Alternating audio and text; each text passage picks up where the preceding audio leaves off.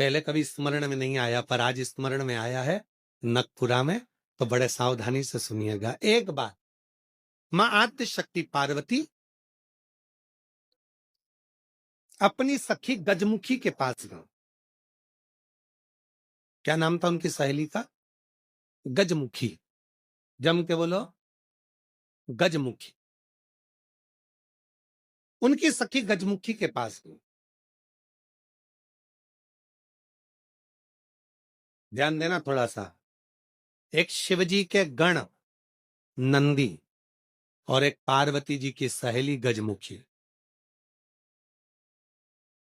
कहते हैं शंकर भगवान के गण नंदी इतने सुंदर थे, इतने सुंदर थे कि उनको देखकर अप्सराएं भी उनकी ओर आसक्त हो जाती थी। इतने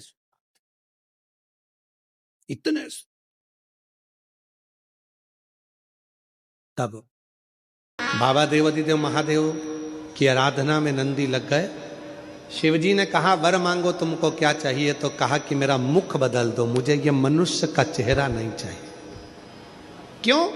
अगर ये चेहरा रहेगा तो लोग मेरी ओर आसक्त होंगे और मैं आपकी भक्ति नहीं छोड़ना चाहता, इसलिए मुझे ये चेहरा हटाकर आप नंदी का चेहरा लगा दीजिए और मुझे आपका शिष्य बना दीजिए।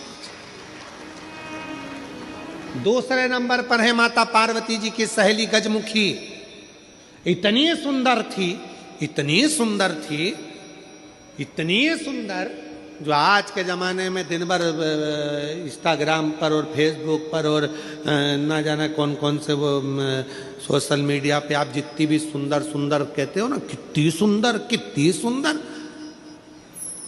ये सब जितनी दुनिया की सुंदरता है पार्वती जी के साथ रहने वाली एक उनकी सखी गजमुखी के चरणों की धूल के बराबर है।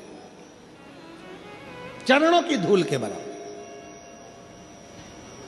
इतनी सुंदर थी गजमुखी। एक दिन गजमुखी आई पार्वती जी के पास। गौरा गौरा गौरा। गौरा ने कहा क्या बात है, क्या हो गया? एक वर चाहती हूं तुमसे। क्या वर है? बस मैं चाहती हूं कि जब भी मैं तेरे साथ चलूं पूरी दुनिया की दृष्टि केवल तुझ पर रहे, मुझको कोई ना देखे, ऐसा वर चाहिए।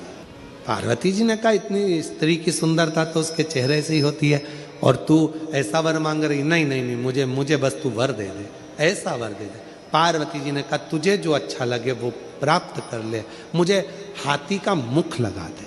हाथी का, ठीक है। गजमुखी हो गई पार्वती जी बस, बहुत सुंदर थी। अब एक बार गजमुखी ने नंदी से संवाद कर लिया। बहुत सुंदर प्रसंग है, थोड़ा ध्यान देना। पहली बार स्मरण में आया इसलिए उसको सुनाने का मन कर गया। बहुत सुंदर प्रसंग। गजमुखी ने नंदी से एक बार संवाद कर लिया। दोनों की खींचातानी होने लगी। नंदी कहने लगे भोलेनाथ जी के भार को मैं अपने कंधे पर लेकर चलता हूं, मेरी पीठ पर शिव और शक्ति दोनों विराजमान होते हैं, मैं उन दोनों को भ्रमण कराते रहता हूं। देखा मुझ में बल, मैं शिव और शक्ति को अपनी पीठ पर बिठाकर घुमाता रहता हूं। गजमुखी सुनती रही, सुनती रही। गजमुखी ने कहा रे नंदी, ये तेरा भ्रम है कि तू शिव को उठाकर लेकर जा रहा। ये तेरा भ्रम है कि शंकर भगवान तेरी पीठ पर बैठकर जा रहे हैं। शंकर भगवान को लंका का राजा रावण भी ले जाना चाहता था, पर भगवान शंकर ने अपने अंगूठे को, मात्र पांव के अंगूठे के नख को इतना सा दबाया था और रावण ने पूरा बल लगा दिया था तो नहीं उठा पाया था। जरा सोच नंदी, वो तो शंकर भगवान की कृपा है तुझ पर, इसलिए शिव जब तुझ पर बैठते हैं हल्के हो जाते हैं, इसलिए तेरे साथ चले जाते हैं। पर नंदी मानने को तैयार नहीं।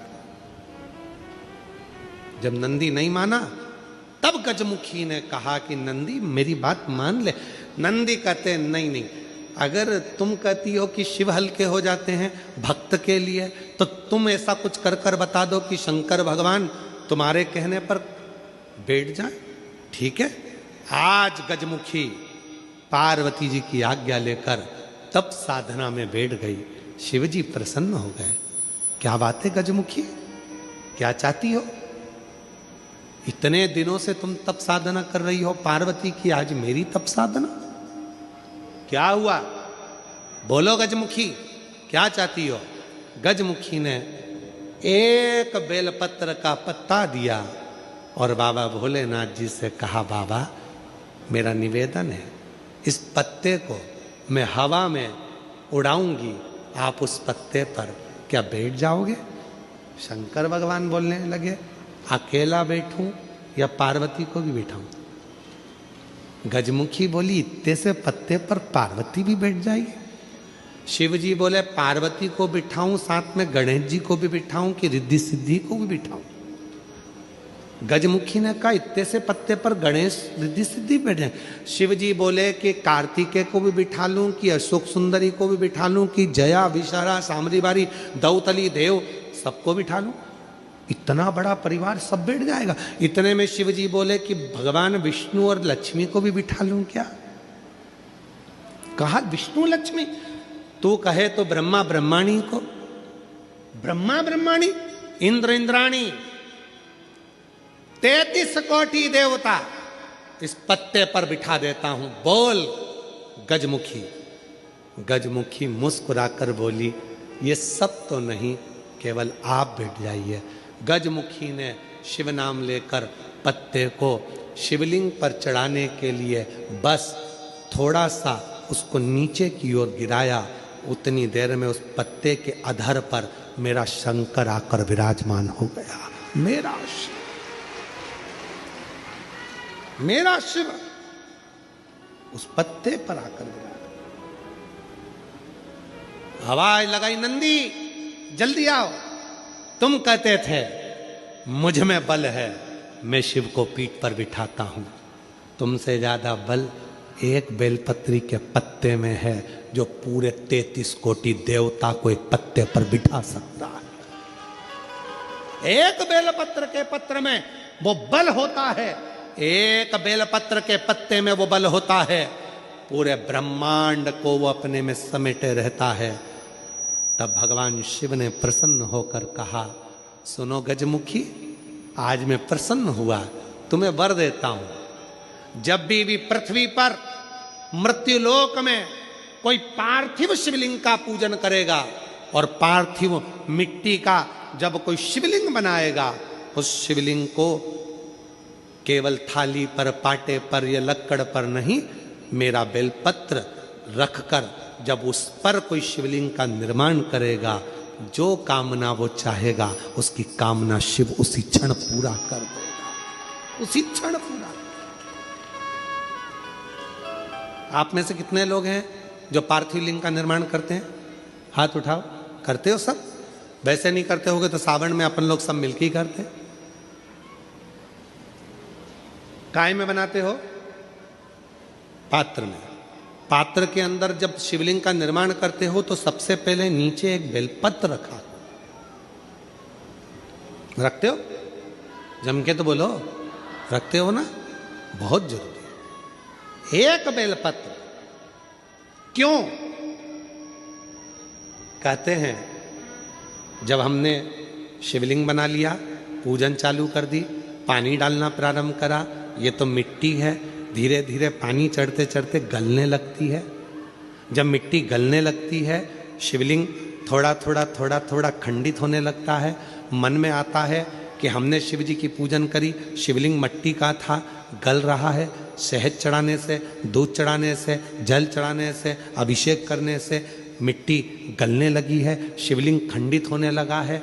शिव महापुराण की कथा कहती है, पार्थिव लिंग को, मिट्टी के शिवलिंग को जब हम बेलपत्र के ऊपर निर्माण करते हैं, पार्थिव शिवलिंग बनाकर पूजन करते हैं, तो वो मिट्टी का शिवलिंग अगर गल भी जाए, टूट भी जाए, पानी में बह भी जाए, तो याद रखना वो कभी खंडित नहीं माना जाता, वो अखंड ही माना जाता।